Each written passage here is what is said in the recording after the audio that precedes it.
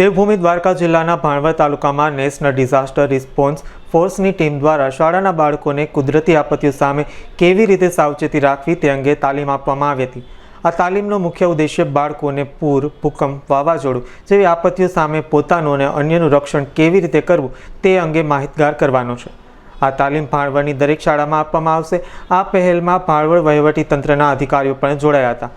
આ પ્રકારની તાલીમથી બાળકોમાં આપત્તિ વ્યવસ્થાપન પ્રત્યે જાગૃતિ વધશે અને તેઓ ભવિષ્યમાં આવી કોઈ પણ પરિસ્થિતિનો સામનો કરવા માટે વધુ સક્ષમ બનશે।